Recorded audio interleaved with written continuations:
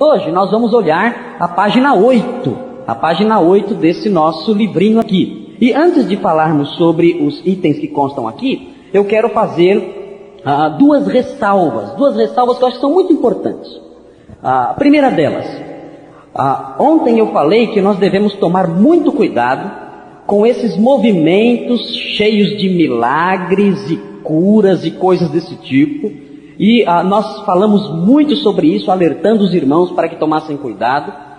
O que eu quero deixar claro agora, a ressalva que eu quero fazer, que ontem não deu tempo de fazer e nem me ocorreu depois, é o seguinte: nós não duvidamos e não devemos duvidar do fato de que o nosso Deus realiza milagres.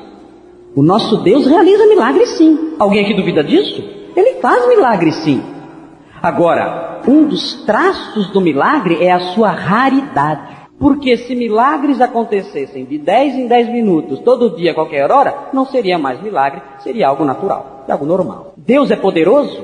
Claro que é poderoso. O pastor Marcos duvida do poder de Deus? Absolutamente isso nem me passa pela cabeça. Deus pode realizar coisas que deixam as pessoas perplexas, admiradas, impressionadas com aquilo que aconteceu em determinado momento, em alguma vida? Claro que pode, ele tem poder e faz. Eu tenho visto coisas no meu ministério fantásticas, obras de Deus, na área mesmo de cura de pessoas, que os médicos não conseguem explicar. Resultado da oração, da obra de Deus, trabalhando em vidas, transformando, fazendo coisas extraordinárias. E eu sei que os irmãos que estão aqui nesta noite também poderão, se eu abrisse aqui oportunidade para que contassem experiências que tiveram, histórias que ouviram, de demonstrações maravilhosas do poder de Deus, eu sei que nós ficaríamos aqui a noite inteira ouvindo. Coisas fantásticas. Então, não sequer passe pela cabeça do irmão, nem mesmo a sombra de que nós não podemos confiar no poder de Deus. O que eu disse ontem à noite é o seguinte: quando você perceber que há alguém dizendo que faz milagre, que é um milagreiro, que é um profeta, que realiza coisas grandiosas, cuidado, ouça a pregação dele. Se a pregação dele não se harmoniza com a Sagrada Escritura, jogue fora, rejeite tanto ele quanto os milagres dele. Porque esse homem não está fazendo coisas grandiosas pelo poder de Deus, não está. Deus está nos colocando à prova para ver se nós o amamos mais do que as coisas maravilhosas. É isso que eu quis que ficasse bem claro quando falei ontem. Outra coisa importante: o movimento neopentecostal, acerca do qual estamos falando com bastante severidade, é um movimento que não deve ser tratado por nós nos nossos relacionamentos interpessoais com as pessoas do movimento neopentecostal. Nós não podemos, nós não devemos nutrir nesse relacionamento nenhuma atitude bélica, de atacar, de ofender, nada disso. Nós não podemos agir assim. A Bíblia diz que ao servo do Senhor não convém contender, mas ser brando para com todos. Tem muitos pilantras por aí, enganando as pessoas. Agora, essa realidade, isso é fato, isso eu reafirmo aqui, assino embaixo, e onde eu vou eu falo isso, tá? E alerto as pessoas, e eu sempre repito isso. Agora, vejam bem, essa linguagem que eu uso, e essa minha postura de convicção em relação a essas mentiras, e a essas más intenções, que a própria Bíblia diz que existe mesmo. A Bíblia fala que eles farão comércio de vós, julgando que a piedade é fonte de lucro. Isso existe realmente, a Bíblia fala sobre isso. Isso, no entanto, não deve criar em nós uma postura de ataque e de inimizade contra essas pessoas. Vejam bem, há muitas pessoas que estão nessas igrejas, buscando com sinceridade de coração, paz na sua vida. Pessoas que estão buscando com sinceridade de coração a verdade. E mais, muitas pessoas, quando chegam nessas igrejas, uma vez ou outra, vão ter um contato com a palavra de Deus. E será que há pessoas que conhecem e aceitam Jesus Cristo nessas igrejas? Será que há? Há sim. Há pessoas que conhecem o Evangelho e aceitam Jesus Cristo nessas igrejas. A diferença é a seguinte: quando isso acontece, elas não ficam mais lá, vão embora. E sabem por que vão embora? Porque elas começam a comparar o que é ensinado ali com o que a palavra de Deus diz. E mais, o Espírito Santo que habita nelas começa a incomodar e mostrar que aquelas coisas não são verdadeiras. E sabe o que elas fazem então? Elas vão para a igreja dos irmãos. Exatamente. A minha igreja em São Paulo, a Igreja Batista Redenção, eu tenho uma classe de novos membros. Essa classe tem mais ou menos 30 alunos. Olha, eu posso lhes assegurar, 30 alunos tem nessa classe mais ou menos. 1/3 vem de igrejas neopentecostais. Chegaram lá e disseram, pastor Marco, nós não aguentamos mais. Queremos estar numa igreja séria, que ensina a palavra de Deus, que ensina a santidade, que ensina a verdade. Precisamos de ajuda. Por favor, queremos estar aqui. Queremos aprender. Queremos crescer. Queremos ser crentes de verdade. Então, cuidado. Não devemos nutrir uma atitude de inimizade contra as pessoas. Não. Mas mostrar para elas. Eu disse para os irmãos ontem, o meio evangélico é um campo de pregação do evangelho. Parece brincadeira.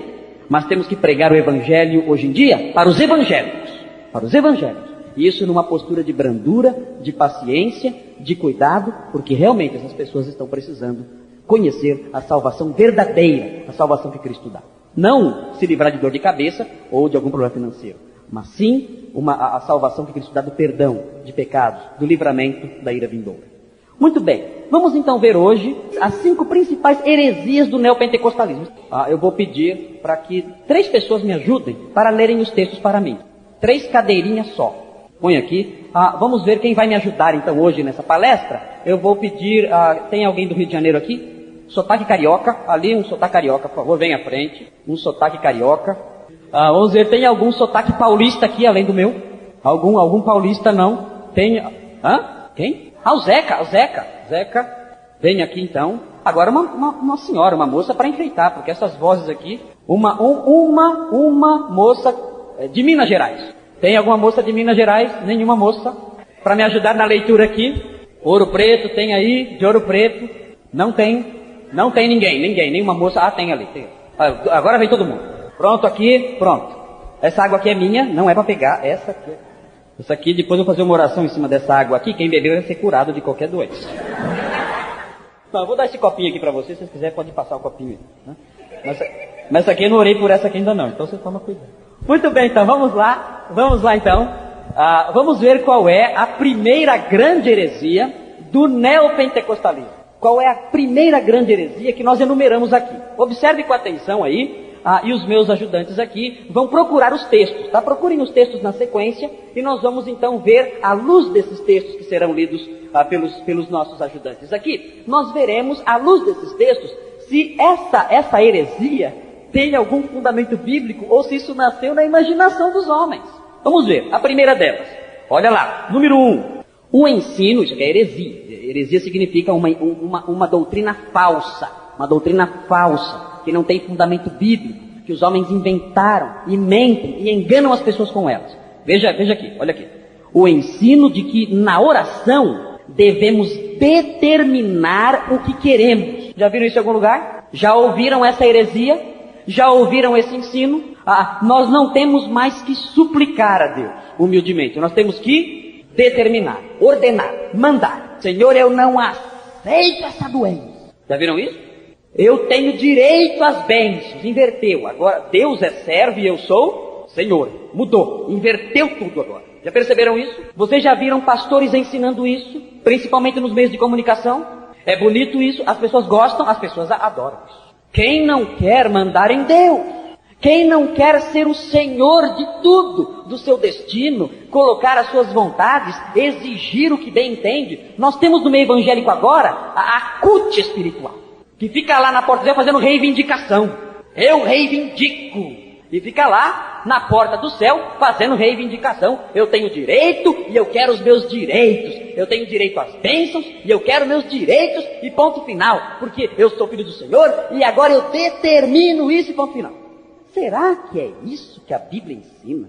Será que é isso? Será que existe na palavra de Deus uma palavrinha só sobre isso? Será que a palavra de Deus dá para nós um fundamento, qualquer coisinha, uma vírgula sobre isso? Não, nada.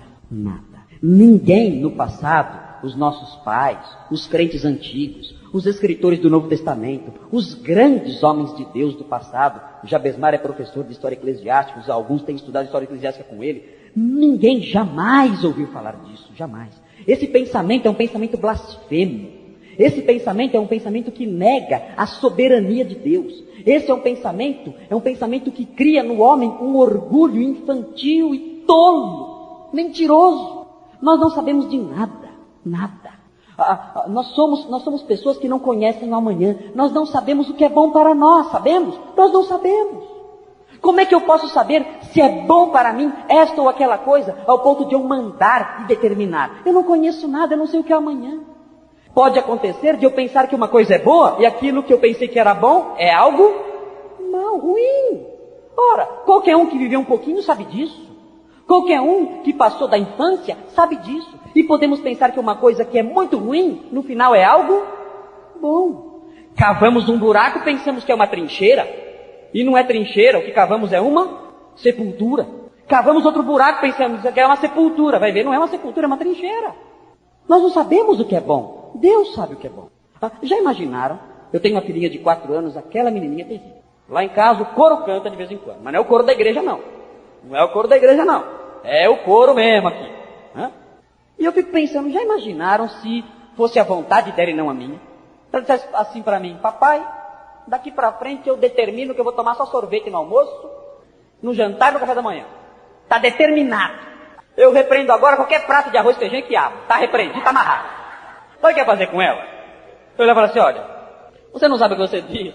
Você pensa que arroz, feijão e quiabo é ruim. E pensa que sorvete é bom, mas eu sei o que é bom para você. Você não entende nada da vida, nenê. Você tem 4 aninhos. O que você sabe da vida? Tá? É até ridícula essa sua postura. Eu sei, eu sou o papai. E cuidado. Então baixa a bola, nenê. Baixa a bola, porque é o papai quem manda, não é você. Na minha casa uma vez, apareceu um visitante inesperado, que eu não gostava, a minha esposa muito menos, um pequeno camundongo, um ratinho. E eu descobri uma armadilha. Não sei se vocês conhecem, é uma ratoeira colante. Já viram isso? O rato fica colado na ratoeira, ele não morre, ele fica grudado. Já viu isso? Não viu? Essa é uma ratoeira especial. E você abre a ratoeira, ela é de papelão, você abre e tem um queijinho no meio e uma cola, mas grudenta demais. Então o que o rato faz? O rato vai lá. Ele vai lá, quando ele morde o queijo, ele prende o pé.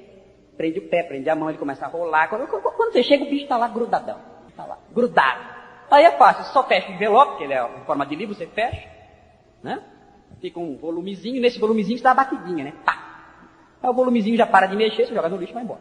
Uma beleza essa ratoeira, uma maravilha. Eu cheguei um dia em casa, estava lá o rato, grudado. Então eu cheguei perto dele, olhei para ele, ratinho assim, um vermezinho metido, roubando minha comida. Olhei para ele, cheguei perto, quando eu cheguei perto, ele fez assim. Eu falei, mas peraí. Peraí, você sabe com quem você está falando? Eu sou o dono da casa, eu que administro os bens aqui, você está comendo as minhas custas faz mais de um mês, tá? Sem pedir autorização, sou eu que estou te sustentando, eu sou o soberano nessa casa aqui, e você vem e mostra os dentes para mim, exigindo que eu vá embora, sei lá o que você está pensando aí. Eu não vou nem dobrar envelope, vai ser aqui mesmo.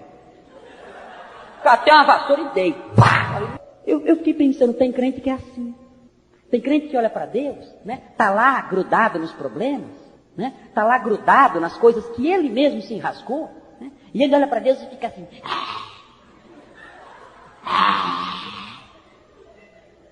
Determinando, mandando, dando ordens. Não há mais essa postura de humildade, de aprendizado, de submeter-se ao que Deus quer ensinar, não há mais isso. E a mão de Deus invariavelmente pesa sobre essas pessoas. Será que há na Bíblia fundamento para essa postura? Para essa postura que não é a postura de humildade, de aprendizado? Para essa postura que é uma postura até de revolta contra Deus? Vamos ver. Abacuque. E quando o irmão estiver lendo, vamos prestar atenção. Na medida que o irmão for lendo, eu vou fazer algumas pequenas interrupções para comentar o que vai ser lido. Então, Abacuque é aquele profeta meio obscuro, né? Do Velho Testamento, um pouquinho difícil de achar. Você achou Abacuque aí, né? Tá certo.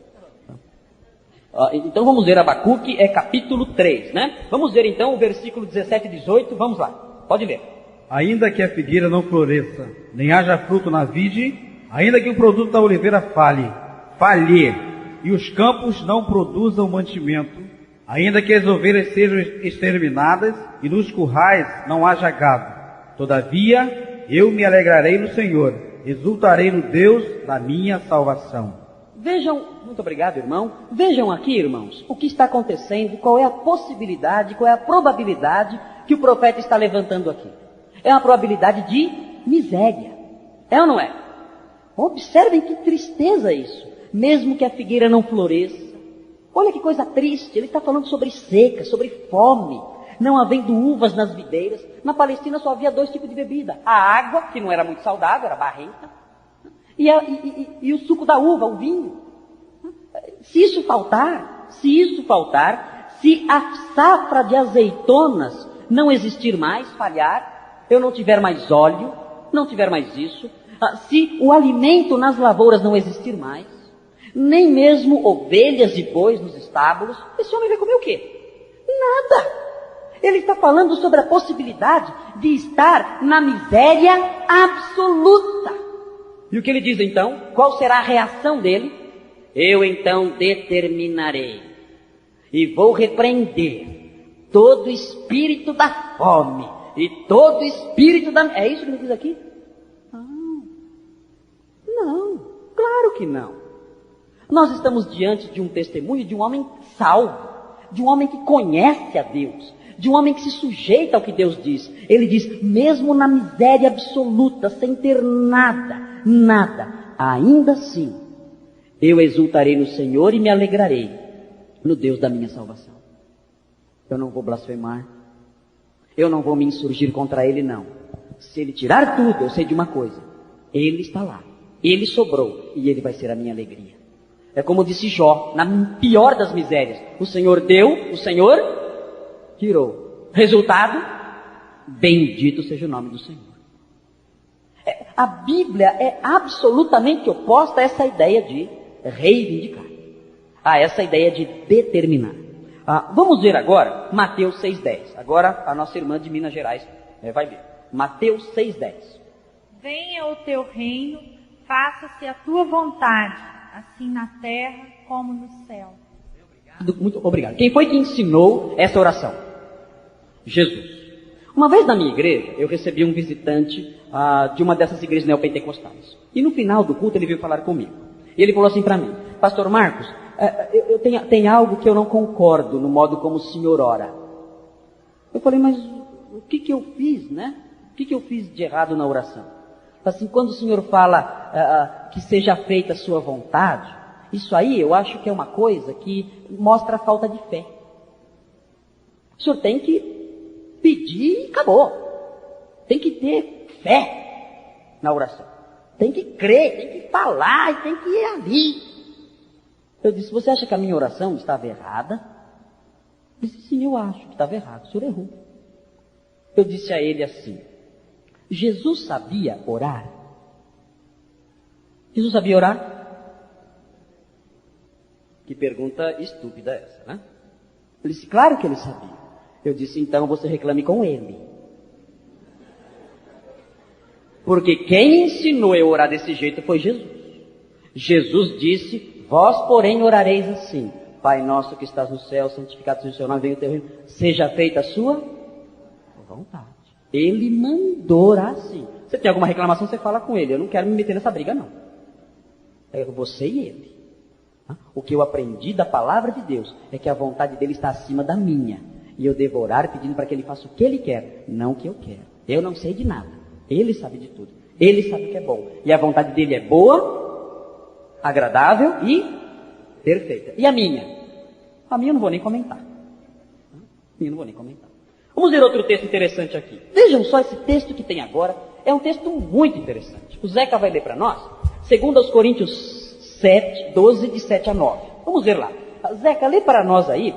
É uma historinha, é um testemunho particular que o apóstolo Paulo está contando dele, não é isso? Vamos ver como é que o apóstolo Paulo se comporta diante de um problema. Vamos ver lá. Só um minutinho, todo mundo está achando aí? 2 Coríntios 12, de 7 a 9. 2 Coríntios 12, de 7 a 9. Vamos ver esse texto aí. Zeca, pode ler agora. Agora pode ler. E para que não me exaltasse pelas excelências das revelações, foi-me dado um espinho na carne, a saber, um mensageiro de Satanás para me esbofetear, a fim de não me exaltar. 3 vezes orei ao Senhor para que o afastasse de mim. Mas ele me disse, A minha graça te basta, pois o meu poder se aperfeiçoa na fraqueza. Portanto, de boa vontade me gloriarei nas minhas fraquezas, para que em mim habite o poder de Cristo. O apóstolo Paulo está falando, obrigado, o apóstolo Paulo está falando de um problema que ele tinha. Como é que ele chama esse problema? De um espinho? Vocês acham que era um problema pequeno ou um problema grande? Nós sabemos o que é esse problema? Ele usa uma linguagem figurada, não sabemos o que é. Ele fala que é um mensageiro de Satanás para esbofeteá-lo, um espinho na carne. Parece que era um problema que ele tinha na vida muito sério. Várias são as teorias. Alguns já disseram que ele tinha um problema nos olhos, por isso ele escreve aos Gálatas com grandes letras e falou, ele tinha um problema na visão, então depois que ele ficou cego, quando ele se converteu, desenvolveu esse problema na visão e era o espinho na carne. Não sabemos. Outros falam que não, esse espinho na carne aí era uma dificuldade que ele tinha na igreja de Corinto, era uma pessoa, era um homem que o perseguia, que o caluniava, que vivia atacando o seu ministério apostólico, e era o espinho na carne da vida dele, era uma pedra de tropeço, era alguém do diabo, de Satanás ali presente, perturbando o ministério dele. Não importa o que seja, não sabemos o que é, era algo grave, era algo terrível, era algo que incomodava, era um problema triste. Não sabemos o que era, mas sabemos que era grave. Qual é a atitude dele? A Bíblia fala que ele fez o quê? Oração. Quantas vezes? 3 vezes ele insistiu com Deus. Ô Senhor, remove esse espinho da minha carne. Isso está me incomodando. Nós sabemos, pelo texto original, que esse espinho, na verdade, não é um espinhinho de rosa, não. Aquele espinho que fura o dedinho, não. Ele está falando, na verdade, de um espinho longo, grande, comprido, quase uma faca, atravessando a carne dele. Algo terrível. Ele fala, Senhor, tira isso de mim. Por favor, eu estou suplicando. Qual foi a resposta de Deus? Não vou tirar. Sabe por que eu não vou tirar? Porque a minha graça te basta. E qual foi a resposta de Paulo? Era lá, alto lá. Agora eu vou falar a palavra mágica. E o senhor não vai ter escolha. Eu vou falar. Eu reivindico. Pronto. Eu determino. Ele fez isso? Que coisa estúpida. Coisa absurda. Quem faz isso não conhece a Deus, não sabe quem é Deus. Não sabe quem é Deus, não sabe. Não tem a menor ideia de quem é Deus e nem sabe quem é Ele mesmo. Não tem noção de si mesmo, da sua própria pequenez. Não tem a menor base disso. Não tem a menor noção da soberania de Deus. O apóstolo Paulo não faz isso. Ele não determina nada. Ele fala de bom grado. Eu vou me gloriar nas fraquezas. O Senhor falou, ponto final. É a vontade dele que prevalece e eu me curvo diante dela. Vamos ver outro texto aí? Filipenses 4, de 6 a 7. O Josias vai ler então. Filipenses 4, 6 e 7. Vamos ver. Não andeis ansiosos por coisa alguma, mas em tudo pela oração e pela súplica, com ações de graças, sejam as vossas petições conhecidas diante de Deus. E a paz de Deus, que excede todo o entendimento, guardará os vossos corações e as vossas mentes em Cristo Jesus. Olhem esse texto com atenção. Deixa a Bíblia aberta e observe o que está escrito aí. Você encontra aí alguma palavra sobre determinação, reivindicação e direitos? Não. Quais são as palavras? Quais são? Súplicas, ação de graças. Você encontra aí alguma determinação, alguma ordem, algo assim? Qual é a postura de quem suplica? Ele manda? Como é um suplicante? Ele se aproxima daquele que pode ajudar e ele tem uma postura de humildade, ele suplica. Vocês se lembram, por exemplo, da postura daquele publicano que estava orando no templo perto ali de um fariseu? A Bíblia fala que ele sequer levantava os olhos. E ele ali no seu canto, sequer levantando a cabeça, ele dizia, Senhor, tem misericórdia de mim. Essa é a atitude do suplicante.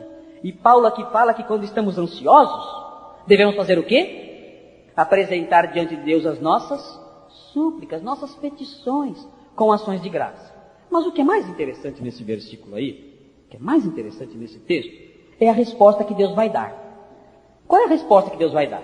O texto diz o quê? E então, o seu problema, aquilo que você está enfrentando, será totalmente resolvido. É isso que está aí? Não é? Não é? Ué, então, pedir para quê então? O texto está dizendo para apresentar diante dele nossas petições, com súplicas, ações de graças. E, consequentemente, o que vai acontecer? O problema vai sumir, certo? Não. Ué, então o que é? Josias, o que é? Vamos, primeiro, elas vão ser conhecidas diante de Deus. Ele vai tomar conhecimento delas de modo especial. E o que ele vai fazer? A paz de Deus, ele vai entender todo o entendimento e vai guardar os nossos corações. Olha aí. Olha o que vai acontecer. O problema vai sumir? Nem sempre. Nunca aconteceu de você orar a Deus e o problema não sumir? Comigo já aconteceu várias vezes. De eu orar a Deus e o problema não sumir. O apóstolo Paulo, vimos agora, ele pediu a Deus para tirar o espinho na carne. O espinho saiu? Não. Mas o que Deus prometeu que vai dar, o que a Bíblia diz que vai dar e ponto final, ele vai dar a paz. E vou dizer uma coisa para vocês. O que é melhor? Problemas com paz ou sem problemas e sem paz? O que é melhor? Que caiam todos os problemas do inferno sobre mim. Se a paz de Deus estiver guardando meu coração, eu vou ser feliz. Vou ou não vou? O apóstolo Paulo fala, eu vou me gloriar na fraqueza. Quando sou fraco, então é que sou forte. O que é isso? Era a paz de Deus. Não está dizendo aqui o texto que ele vai responder, que ele vai dar e ponto final vai resolver tudo. Não. Mas fala que sempre a paz de Deus vai guardar o coração. Deus responde às orações e resolve problemas? Sim ou não? Sim. Temos que duvidar disso? Jamais. Ele responde às orações positivamente, sim. Mas nem sempre ele diz sim. Nem sempre ele resolve o problema. Ele fala o quê? Eu não vou resolver o problema, mas eu vou encher o seu coração de paz. Não tem que determinar nada. Eu sei da sua vida. Eu sei o que é bom para você. E eu vou lhe dar da minha paz. Vamos ver outro texto. Vamos então ver agora, a Eveline vai ler Tiago 4, 13 a 16. Atendei agora, vós que dizeis, hoje ou amanhã iremos para a cidade tal, e lá passaremos um ano, e negociaremos e teremos lucros. Vós não sabeis o que sucederá amanhã, que é a vossa vida. Sois apenas como uma neblina que aparece por instante e logo se dissipa. Em vez disso, devias dizer, se o Senhor quiser, não só viveremos, como faremos isto ou aquilo. Agora, entretanto, vos jactais das vossas arrogantes pretensões. Toda jactância semelhante a essa é maligna. O que essas pessoas fizeram? Elas estavam, sabe o que fazendo? Estavam determinando. Elas falaram assim, nós vamos numa cidade tal, vamos ganhar dinheiro, fazer negócio, vamos voltar ricos de lá. Estavam determinando. E pelo menos estavam determinados. E o que é que Tiago diz? Vocês não sabem de nada. Vocês são orgulhosos quando vocês agem assim. Quando vocês definem o futuro de vocês do modo como vocês acham que vai ser e ponto final. Vocês não sabem nem o que é a vida. A vida, vocês não sabem nem se vão estar vivos amanhã. Vocês não entendem nada. Em vez de agir desse modo, vocês deveriam dizer, se o Senhor permitir, se o Senhor quiser, faremos isto ou aquilo. Lembra daquele meu amiguinho que foi me visitar na minha igreja? Ele não leu esse texto também não. Se o Senhor quiser, faremos isto ou aquilo. Esse é o ensino bíblico, em que eu me submeto à vontade de Deus. Nunca creia nessas mentiras. Você vai ouvir muitos pregadores ensinando isso, e o povo gosta. Por quê? Porque nós vimos ontem, as pessoas se cercam de líderes de acordo com as suas próprias cobiças. Elas querem ouvir o que elas gostam. E quem não gosta de determinar e mandar em Deus? Tem um pastor que ensina que eu posso determinar. Eu vou atrás dele, é claro. E se você disser a verdade, ele vai sentir o quê? Coceira nos ouvidos. Cuidado. Fuja desses homens.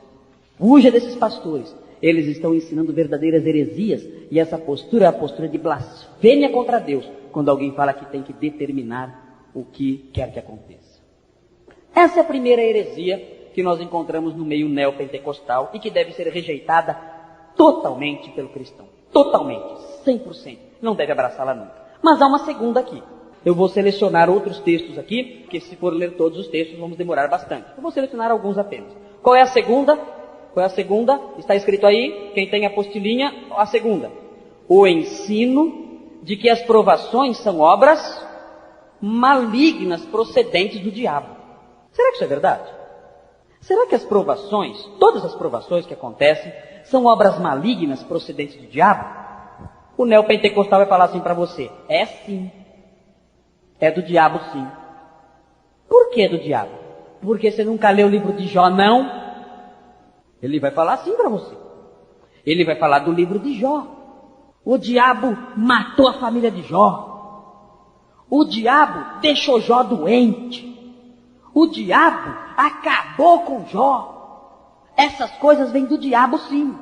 Outro dia eu estava cortando o cabelo lá em Atibaia e tinha um neopentecostal sentado ali falando que Jesus era muito rico e não sei o que tem, que ele era dono de tudo. E aí o barbeiro, eu corto o cabelo lá já há uns 20 anos já, o barbeiro falou assim para mim: ô pastor Marcos, isso que ele está falando aí é verdade? E a barbearia estava cheia de gente. Eu falei: não, é tudo mentira isso aí. E ele era um homem, né, gordão assim.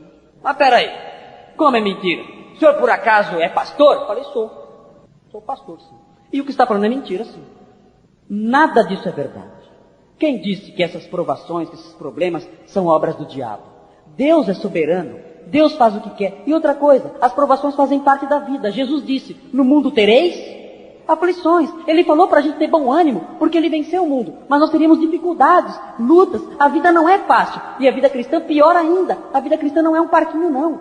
Muitas pessoas se convertem, e quando se convertem, é aí que surgem os problemas. É aí que vem as lutas, é aí que vem as dificuldades. Os pais se levantam contra o jovem, os filhos se levantam contra os pais, um cônjuge contra outro, uma batalha terrível. Coisas horríveis acontecem, a pessoa chega a perder até bens, porque se converteu. Não é fácil a vida cristã. O que você está dizendo não é verdade. Você não pode dizer que o cristão não fica doente, que o cristão não passa por problemas. Tudo isso é mentira. Ele disse: não.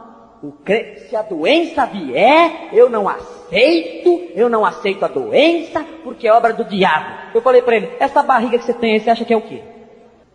O que você acha que é essa barriga aí? Isso é excesso de saúde? Eu falei: vou dizer uma coisa para você, você já está doente. Está amarrado. Eu falei: não. Você já está doente, já está morrendo. Você, eu e todos nós aqui, ó, já estamos morrendo, já estamos doentes já. Ele falou: não, eu não aceito isso aí é coisa do diabo, está amarrado. Eu disse a ele: qual é o nome da sua igreja? Ele disse: Igreja Universal do Reino de Deus. Reino de quem? De Deus. Não ouvi a resposta. Diga mais alto: quem reina? Eu não ouvi. Barbearia em silêncio, só estava a tesourinha. Tic, tic, tic, tic, tic. Todos quietos ali na barbearia, com medo. Quem reina? Eu não ouvi a resposta. Quem reina? De quem é o reino? De Deus. Falei: então cale-se. Cale-se, porque Deus reina, não é você. Ele reina, ele faz o que quer. O Senhor está no seu santo templo. Cale-se diante dele toda a terra. Ele é soberano, ele faz o que bem entende. Ele dá a quem quer, tira de quem quer. Ele reina. O reino é de Deus. Gente, isso só me calou mesmo. Já logo um outro puxou o assunto para outro lado. Vamos falar de futebol. Vejam a visão do neopentecostal. E vou dizer uma coisa para vocês. Até em Jó ele está errado. Até quando ele fala em Jó que foi o diabo que explicou lá, ele está errado, sabia? Vamos olhar Jó 42. Agora o Zeca vai ler Jó 42. Leia, por favor, Zeca, o versículo 11. Vamos ver com atenção o que diz o versículo 11. Vamos ver. Vieram a ele todos os seus irmãos e todas as suas irmãs e todos os que antes o conheceram, e comeram com ele em sua casa, e se condoeram dele, e o consolaram de todo o mal que o Senhor lhe havia enviado, e cada um lhe deu uma peça de prata e um anel de ouro. Tem algo errado nesse versículo aí, não tem não? Tem algo errado aí, não tem? Zeca, lê de novo que a sua Bíblia está errada isso aí. Vieram a ele todos os seus irmãos e todas as suas irmãs, e todos os que antes o conheceram, e comeram com ele em sua casa, e se condoeram dele e o consolaram de todo o mal que o Senhor lhe havia enviado. Para aí.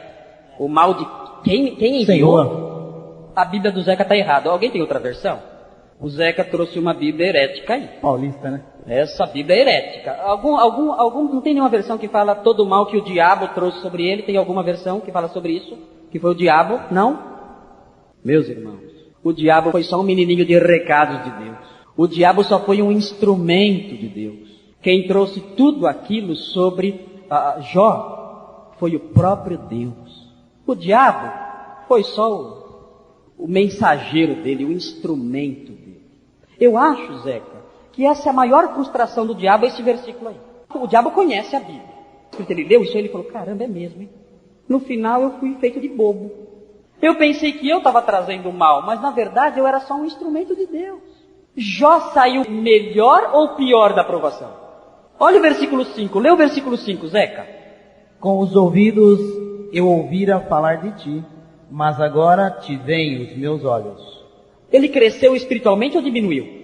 Antes eu conheci o Senhor assim de ouvir falar, agora não. Agora eu tenho um contato muito mais real com o Senhor. A minha intimidade com o Senhor cresceu depois do que eu passei. Foi bom ou não foi bom? Quem trouxe a aprovação? Deus. Para quê? Para que Jó o conhecesse melhor. Deus faz isso. Ele usa Satanás para realizar a sua vontade, sim. Ele faz isso. E nós vemos isso muitas vezes na Bíblia. Mas quem realiza a obra é o próprio Deus. Uma vez uma senhora estava orando. Muita fome. Não tinha nada em casa. Abriu a geladeira, abriu os armários, não tinha nada em casa. Nada. Aí ela se ajoelhou e disse em voz alta, Senhor, manda pão para eu comer. Eu quero comer alguma coisa. Age, por favor, na minha vida, porque eu estou com fome, eu preciso comer. Estavam passando 2 rapazes ateus. Viram ela pela janela e disseram assim, vamos aprontar uma com essa senhora? Vamos enganá-la? Vamos. Correram na padaria, compraram pão, colocaram na porta, bateram na porta e se esconderam atrás de uma árvore. Aí ela saiu. Quando ela saiu, ela pegou o pão. Quando ela viu o pão, ela caiu de joelhos e disse, Senhor, obrigado. Obrigado pelo pão que o Senhor mandou. Eles saíram de trás da árvore e deram risada. Ô, Dona Maria, não foi Deus que colocou o pão aí, não. Foi a gente que pôs o pão aí. Ela falou assim, não. Foi Deus sim, é que ele mandou o diabo entregar. Aí foi ele. Pegou o pão, foi para dentro e ó. Deus respondeu sim. Deus respondeu. O diabo foi só um instrumento dele. Muito bem. Vamos ver agora outro texto interessante aqui. Vamos ver Lamentações 3. Vamos ver se as provações são coisas do diabo mesmo. Lamentações 3. Por favor, Josias, leia o versículo 38. Nós temos aqui, na verdade, o 27 até o 33 falando que é bom passar pelas provações, que é bom passar pelas dificuldades, porque Deus põe esse jugo sobre o homem. O texto é muito claro em dizer que isso vem de Deus, que as provações vêm de Deus. Mas vamos ler o versículo 38. Não é da boca do Altíssimo que saem o mal e o bem? Olha aí. Da onde sai o mal e o bem? Da boca do Altíssimo. Da boca do Altíssimo. É Deus quem realiza essas coisas. Vamos olhar outro texto aqui. Veja agora, por favor, Filipenses 1. Filipenses 1. 12 até o 14. Todos abriram? Vamos lá então, Eveline. Quero ainda, irmãos, cientificar-vos de que as coisas que me aconteceram têm antes contribuído para o progresso do Evangelho, de maneira que as minhas cadeias em Cristo se tornaram conhecidas de toda a guarda pretoriana e de todos os demais. E a maioria dos irmãos, estimulados no Senhor por minhas algemas, ousam falar com mais desassombro a palavra de Deus. Esse texto aqui, o apóstolo Paulo está dizendo que algumas coisas aconteceram com ele. Alguém sabe o que foi que aconteceu com ele? Ele estava preso. Isso é bom ou mal? É uma provação ou é alguma bênção de Deus agradável? Uma provação. As prisões antigamente eram em masmorras, cheias de esgoto, de rato, de barata, tudo é bicho lá dentro. Uma coisa horrível. Prisões eram coisas assustadoras. Não tinha direitos humanos, nada disso aí não. Jogava lá num buraco, deixava lá, apodrecendo lá. Era uma coisa terrível a prisão. E olha o que o apóstolo Paulo está dizendo. Ele está revoltado contra Deus aqui?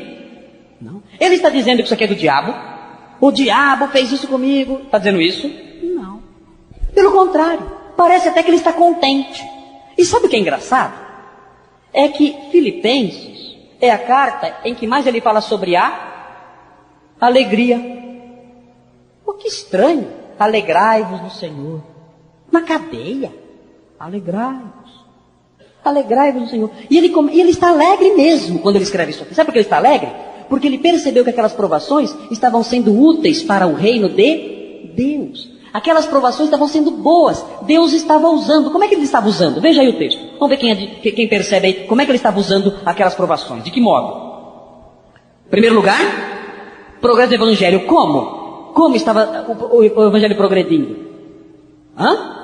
A guarda pretoriana. Que guarda é essa? É guarda do palácio.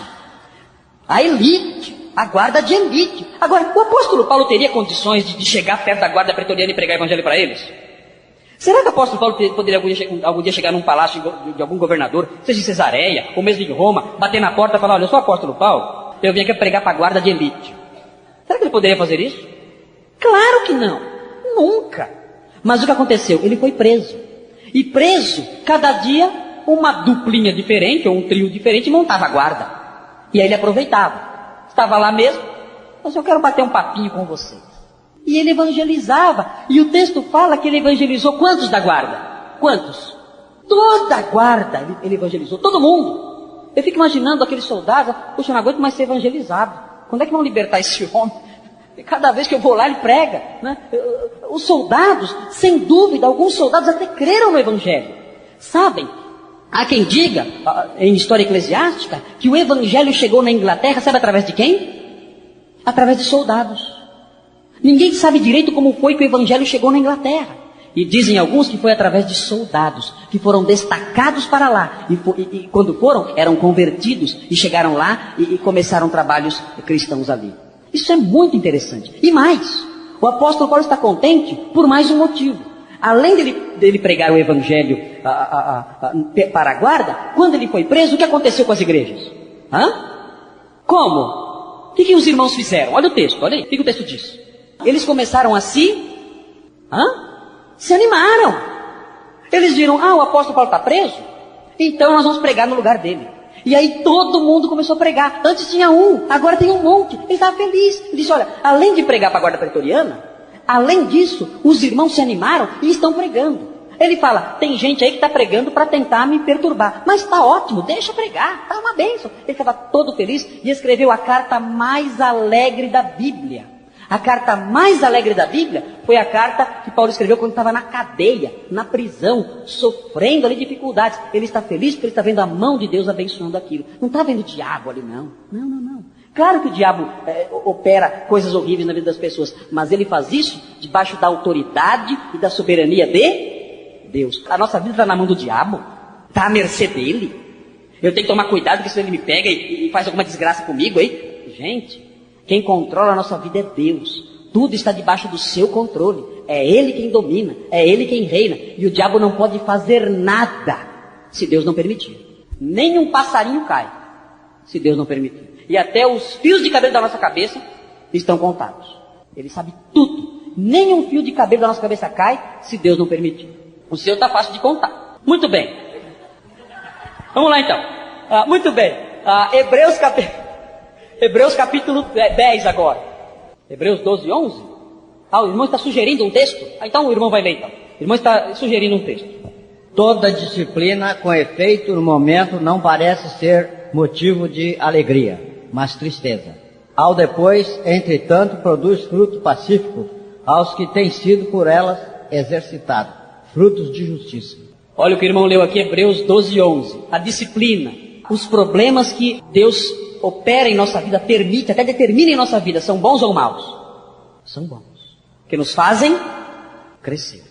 Não é do diabo não, como dizem aí, para lá e para cá, em cima dessas coisas. Agora, eu quero mostrar para vocês, Hebreus 10, obrigado irmão. Hebreus 10, 32 e 34. Quem vai ler agora é o Zeca, né? Vejam esse texto aqui, irmãos, é muito interessante. Vejam com atenção. Vamos lá então. Hebreus 10, 32 e 34. Zeca, por favor.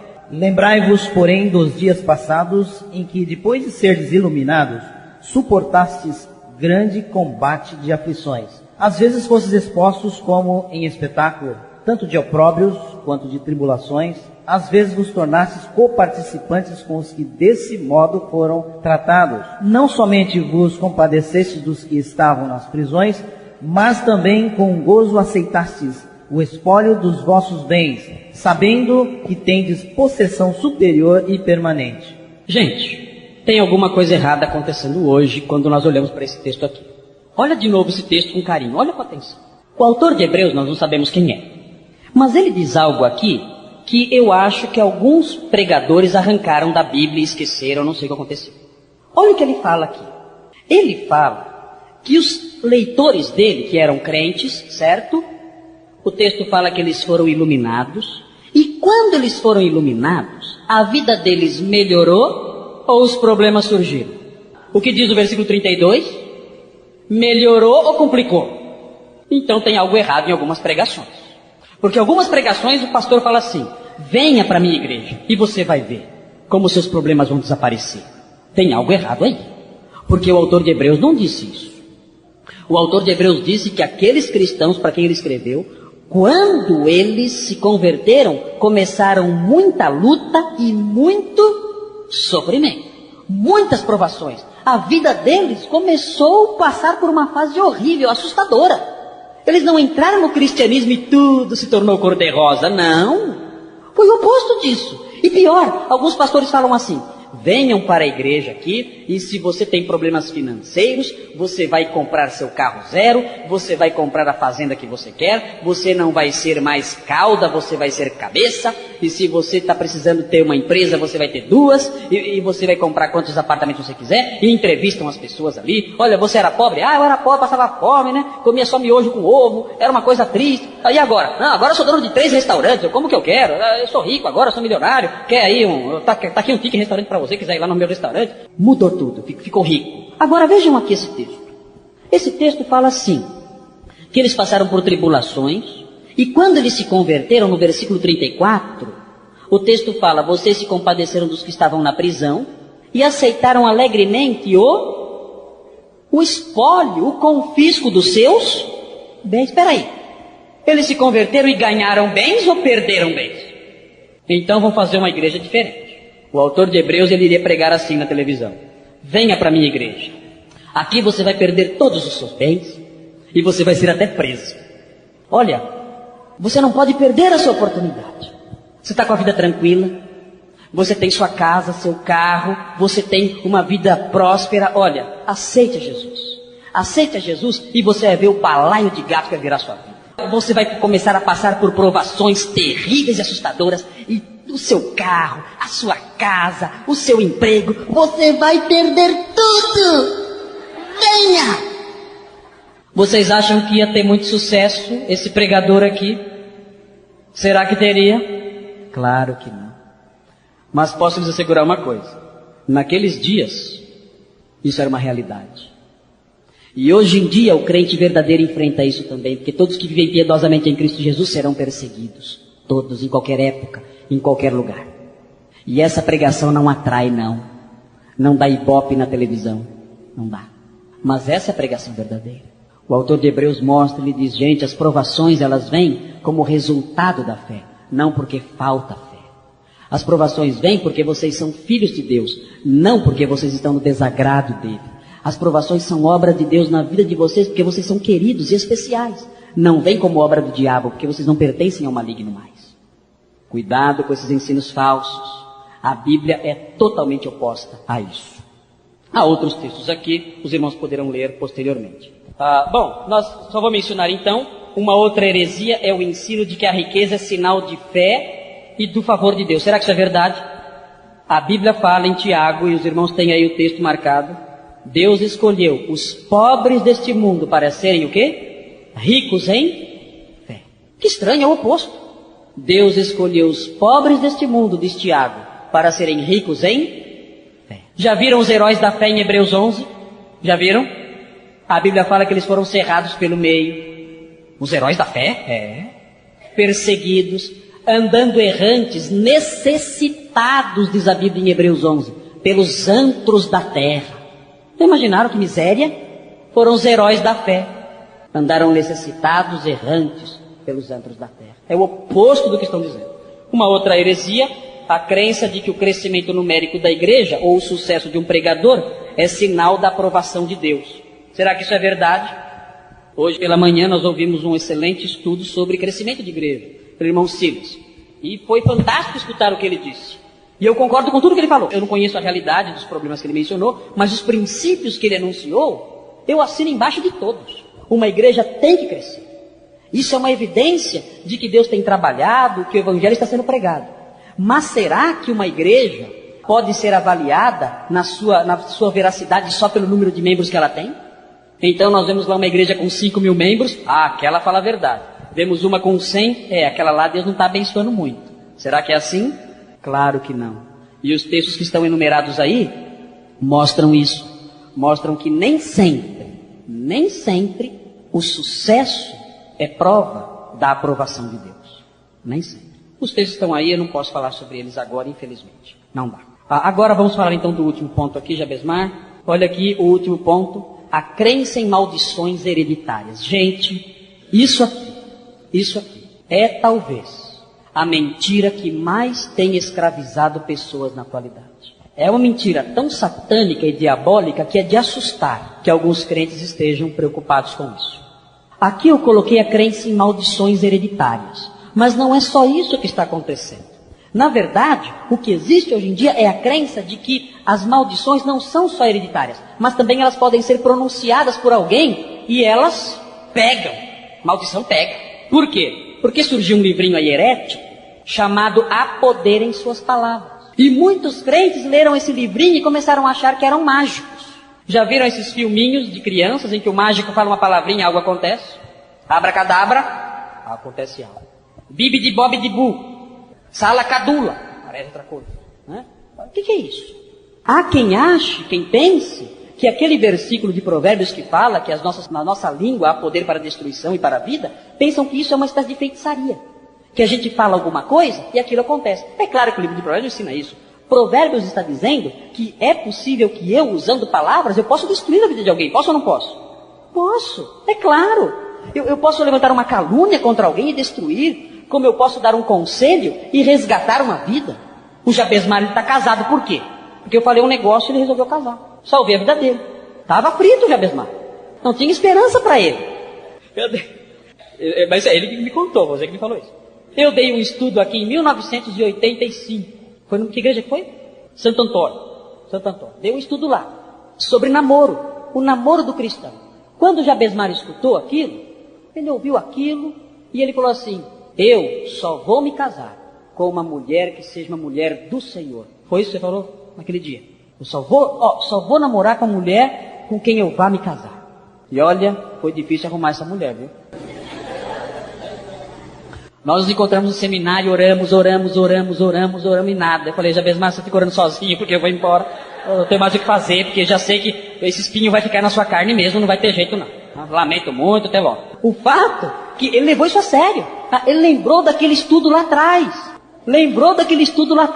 Né? Orou a Deus: Senhor, eu quero fazer o que está aí na tua palavra. Eu quero fazer o que eu aprendi aqui. Eu quero fazer isso. E ele esperou, orou, foi fiel, aguardou e Deus lhe mandou uma mulher do Senhor, uma mulher com coração no ministério. O que é isso? Há poder em suas palavras. Gente, existe um sentido natural nisso. Nós podemos, com um conselho, salvar uma vida ou até destruí-la. É isso que o autor de Provérbios quer dizer. Ele não quer dizer que se nós falamos algo acontece. O nome disso, dessa ideia de que as coisas que eu falo têm poder, esse poder extra que dizem aí, o nome disso é feitiçaria. Sabe qual é a base da feitiçaria? É a crença de que eu posso mudar a realidade ao meu redor através daquilo que eu falo. Por quê? Porque o feiticeiro, o princípio por trás dessa ideia é de que nós somos pequenos deuses. Nós somos pequenas partes da divindade. Ora, Deus quando fala acontece, não é verdade? Disse Deus: haja luz. O que aconteceu? Houve luz. Por quê? Porque Ele é Deus e há poder em suas palavras. Ele é Deus. O hinduísta e o cristianismo hinduizado, né? Esse cristianismo de nova era, crê que nós somos pequenos deusezinhos. Somos pequenos deusinhos. Então nós também podemos falar e acontecer. Nós também podemos dizer alguma coisa e aquilo mudar a realidade ao nosso redor. Isso é feitiçaria. Isso aí. E aí escrever esse livro aí, Há Poder em Suas Palavras. O que acontece então? Se você fala alguma coisa, cuidado, porque isso pode acontecer, pode pegar, isso pode ter um conteúdo maléfico, maligno e destruir a vida de alguém. Lá em São Paulo, um casal se aproximou de um jovem que estava namorando e disse para ele: olha, não se case com essa moça. Não se case com essa moça porque você não vai ser feliz no seu casamento. Essa moça não é uma crente. Ela não é uma moça boa para você. Você vai se complicar na vida. Sabe o que ele disse? Cuidado, vocês estão jogando uma maldição no meu casamento. E ele não aceitou a repreensão daqueles irmãos, não, que biblicamente foram falar com ele. Ele disse, vocês estão jogando uma maldição no meu casamento, há poder na palavra de vocês, e se meu casamento der errado, é por causa dessa maldição que vocês rogaram. Vejam só. Primeiro, ele tira fora a sua responsabilidade, a culpa é de quem deu o conselho. Segundo, nenhum crente mais pode alertar ninguém. Não podemos mais alertar ninguém, porque se nós alertarmos do perigo, aquela maldição pega. Viram aqui Tiago dizendo, olha, não digam isso, que vocês vão em tal lugar, porque se vocês forem lá, vocês pretendem ganhar muito dinheiro. Não digam isso, vocês não fazem isso para até morrer. De acordo com esse ensino, Tiago não poderia falar isso, porque ele estaria trazendo maldição sobre aqueles planos. E eles poderiam até morrer no caminho, porque a maldição pega. Será que isso é verdade? É claro que não. Claro que não. Não há poder nas nossas palavras e não há maldições que possam afetar os filhos de Deus. Não há isso. Outra coisa, há a crença também de que existe uma espécie de transmissão hereditária de maldição. Que se o seu avô ou o seu pai, enfim, alguém lá atrás, fez alguma coisa errada, então aquela maldição vai passando de pai para filho. Então, você tem que de algum jeito quebrar essa maldição. E o que é feito então? São feitas diversas reuniões, cultos, orações, para quebrar a maldição, para quebrar essa cadeia. Eu li o relato de um homem que a vida dele não ia para frente. E aí disseram, não, tem uma maldição na sua vida. Ah, mas o que pode ser? Aí ele contou a vida dele, e a vida dele era a seguinte, ele era filho ilegítimo de uma relação do pai dele, uma relação adulterina. E aí disseram, tá vendo? Tá aí a maldição. Você é fruto do pecado. Você é fruto do pecado de seu pai. Não é à toa que sua vida não vai para frente. Você é um homem amaldiçoado. Você é um maldito. Então você não vai para frente, você é filho dessa relação de adultério. Ele falou, o que eu faço então? Nós temos que quebrar esse negócio. Temos que acabar com isso. E como? É simples. Sabe o que fizeram? Fizeram uma regressão. E, através de hipnoses e tudo mais, regrediu lá atrás. E aí, ele chegou até o dia em que o pai dele adulterou nessa regressão. E sabe o que fizeram lá? Abençoaram o adultério do pai. Abençoaram o adultério do pai. Aí quando abençoaram o adultério do pai, então aquela relação foi abençoada, o menino que foi gerado ali já não era mais maldito, e aí conseguiram então quebrar a maldição. Vocês conseguem acreditar numa coisa dessas? Quem faz isso está dizendo que é evangélico. Quem faz isso está dizendo que é crente. Será que isso tudo é verdade? É claro que não. A Bíblia fala que existe só uma maldição que pesa sobre toda a humanidade. Só uma. Sabe qual é? A maldição do pecado. Lá do Éden. Aquela maldição lá do Éden. Quando Deus falou, olha, a partir de agora haverá maldição sobre a terra.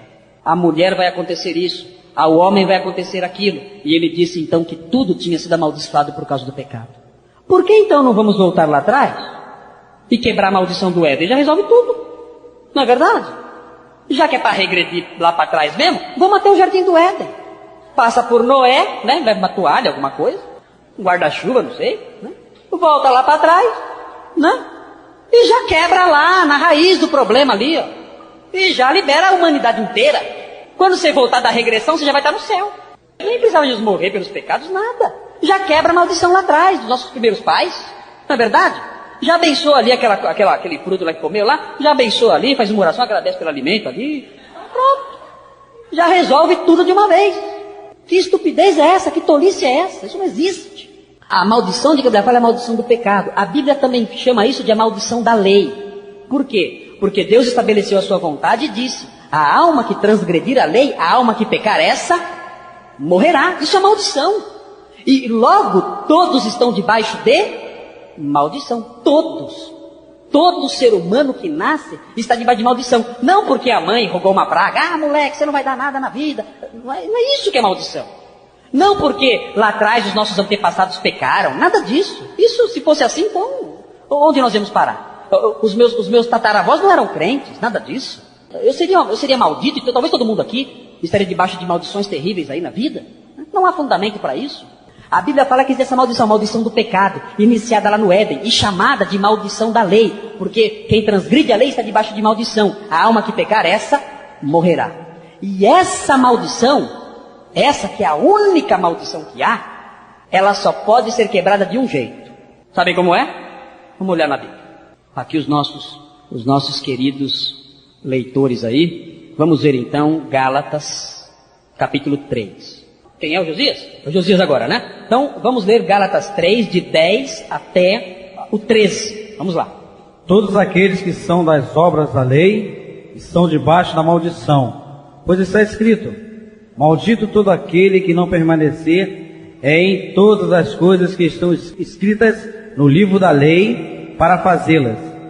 É evidente que, pela lei, ninguém será justificado diante de Deus, porque o justo viverá da fé. Ora, a lei não é da fé, mas o que fizer essas coisas, por ela viverá. Cristo nos resgatou da maldição da lei, fazendo-se maldição por nós, pois está escrito: maldito todo aquele que for pendurado no madeiro. Como é que se livra da maldição da lei, da única maldição que pesa sobre a humanidade? Como é que se livra? Através de... Por quê? Porque ele próprio se fez maldito em nosso lugar. Eu era maldito, não era ele. Mas sabe o que ele fez? Ele falou assim: não, eu vou assumir isso. Eu vou resgatar você da maldição. E eu vou me fazer maldição no seu lugar. Foi isso que ele fez por nós. E quando alguém crê nele, começa a ser maldito ou bendito. O que Jesus vai dizer para os que são seus naquele dia? Vinde, benditos de meu Pai. Meus irmãos, a maior blasfêmia que pode haver é dizer que um filho de Deus é maldito, está debaixo de maldição. Essa é o maior ataque contra a obra de Cristo, é dizer que o que Cristo fez na cruz não valeu nada. Se algum crente aqui está preocupado com maldição, não entendeu o que Cristo fez na cruz, não entendeu. Cristo nos resgatou da maldição, não somos mais malditos, somos benditos. Ah, mas alguém fez macumba, deixa eu fazer. Não interessa, você não pegue ninguém não, você é polícia. A Bíblia fala que nós somos filhos de Deus e não há nenhuma condenação para nós. Vamos ver Romanos 8:1. Romanos 8:1, quem vai ler agora?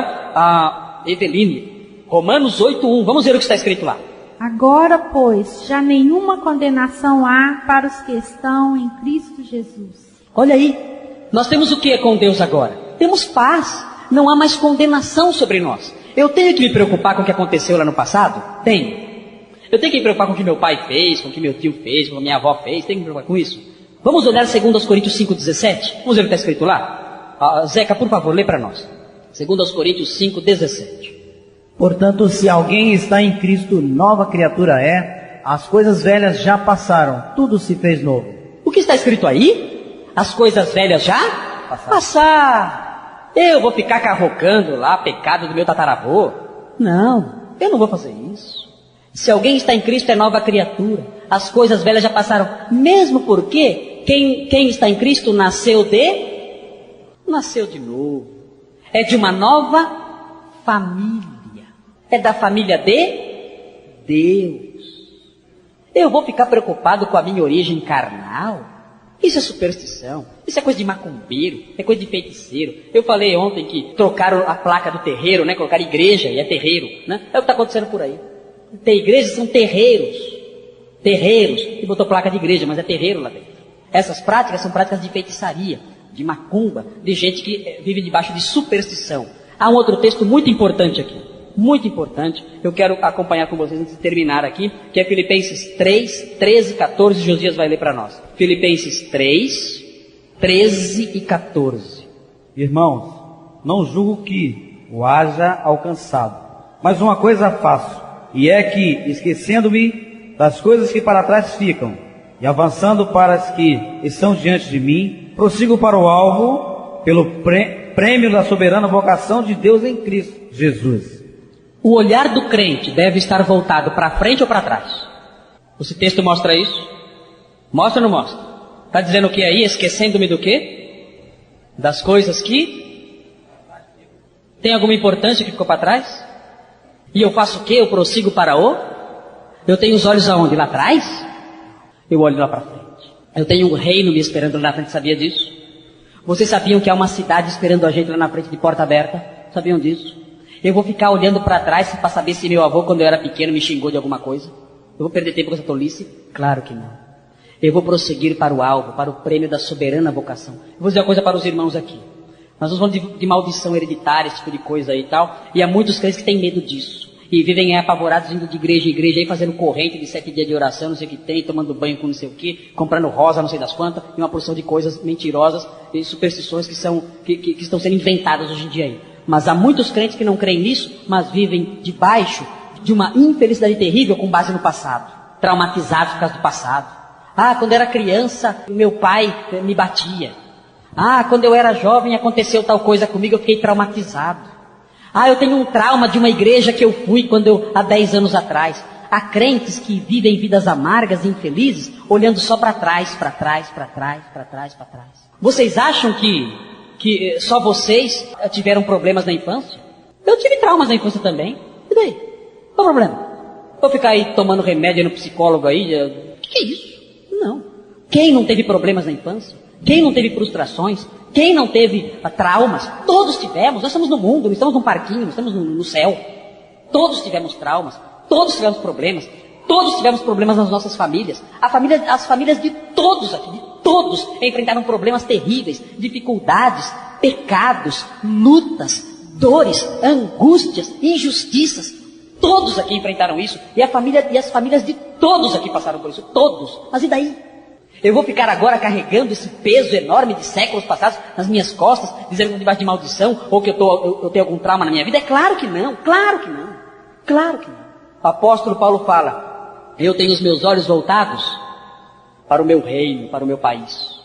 Eu me esqueço das coisas que ficaram para trás, pouco me importo com elas. Passaram, para mim acabaram, estão mortas, sepultadas, enterradas. Eu prossigo para o alvo, eu tenho uma pátria, eu tenho um país, eu tenho um reino, e um dia eu vou entrar por ele e vou morar lá para sempre. E é só isso que importa, tudo mais é tolice, tudo mais é vaidade, nada mais importa, é o reino lá na frente. Então, meus irmãos, essas heresias, essas mentiras, essas tolices todas devem ser rejeitadas por nós.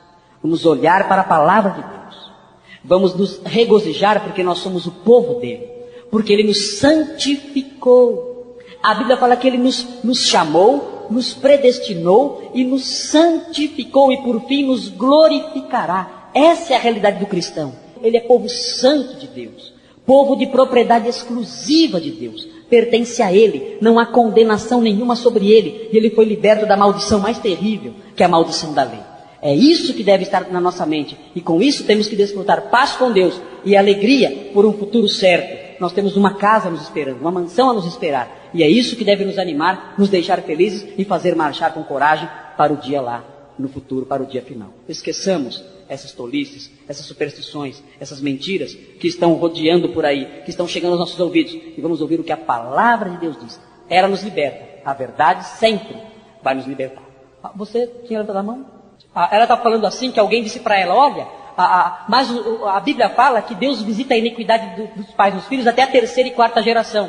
Gente, vejam bem, cuidado com isso aí, porque há um mau entendimento disso, e eu coloquei inclusive aí na apostilinha, Ezequiel, no capítulo 18, Ezequiel 18, Deus censurando esse modo de interpretar as coisas. Porque estavam dizendo assim, lá nos dias de Ezequiel, os pais comeram uvas verdes, e a boca e os dentes de quem se embotaram? Dos filhos. E Deus então se insurge contra isso e fala, vocês estão errados. A alma que pecar, essa morrerá. E se o filho for justo, ele será justo. Mas se o filho desse homem for injusto, ele será tratado como injusto. Eu trato cada um individualmente. Por quê? Porque estavam tendo esse entendimento errado aí. Sabe o que significa isso? Visita a iniquidade dos pais nos filhos até a 3ª e 4ª geração? Isso não é uma maldição. Isso aí é resultado de uma experiência normal da vida. A experiência normal da vida mostra isso. Que muitas vezes os filhos sofrem consequências pela vida errada dos pais. E isso aí é uma lei, é uma norma que Deus colocou no universo. É assim. Se eu for um mau pai, um homem desonesto, não há dúvida que as minhas filhas e talvez até meus netos sofram as consequências disso. Não há dúvida disso. É uma norma que Deus colocou no universo, que as consequências dos nossos pecados atingem outras pessoas de outras gerações. Não há dúvida disso. Isso, a experiência comum, a experiência normal, mostra e confirma. Você vê muitas vezes crianças que estão sofrendo hoje por quê? Porque seus avós fizeram coisas terríveis. O que é isso? Isso é uma lei que Deus colocou no universo. Ele estabeleceu no universo que os nossos atos têm consequências para as gerações vindouras. Não tem nada a ver com maldição que eu tenho que quebrar. Tem a ver, isto sim, com o cuidado que eu tenho que ter com a minha vida no presente. Porque o que eu fizer de errado hoje, a minha família pode sofrer as consequências, e a história mostra isso. Não tem nada a ver com maldição, é uma lei natural colocada no universo e que é ressaltada nos 10 mandamentos para me alertar, para que eu ande em retidão, porque as consequências do que eu faço podem atingir a minha descendência, tá? É totalmente diferente do ensino das maldições, tá bom? Acho que é isso por hoje. Amanhã tem mais.